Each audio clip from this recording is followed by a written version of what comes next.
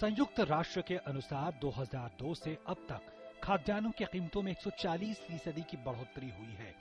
यानी कई देशों में खाद्यान्नों का संकट। नतीजतन कई देशों में दंगे और लूटपाट की घटनाएं भी हुई। भारत जैसे देश में जहां आबादी का एक बड़ा वर्ग हर रोज 20 रुपए से कम में ही अपना गुजारा करने को मजबूर है, वो सीधे सीधे इस संकट की चपेट में आते हैं। साल 2013 के विश्व खाद्य दिवस की थीम है खाद्य सुरक्षा और पौष्टिकता के लिए सतत खाद्य तंत्र।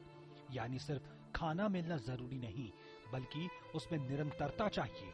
और ये भी काफी नहीं, बल्कि मिलने वाले भोजन में पौष्टिकता भी चाहिए, नहीं तो आगे की नस्लें कुपोषित और बीमार होंगी। लेकिन कमी कहाँ है? क्या जरूरत के मुताबिक उत्पादन नहीं है या कमी इसके बंटवारे में है? एक विकेंद्रित नेटवर्क जो है वो गोदामों के बनाए, जो खाद्यान्न के लिए रहे, खाद्यान्न के लिए प्रमुखता।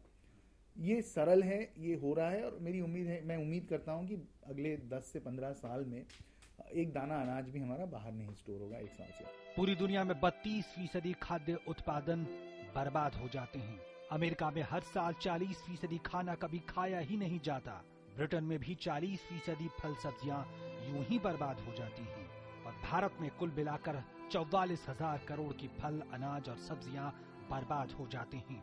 सौमित्र चौधरी समिति ने देश में 6 करोड़ टन से ज्यादा की कोल्ड स्टोरेज क्षमता की जरूरत बताई थी, जो अभी 3 करोड़ टन के आसपास है।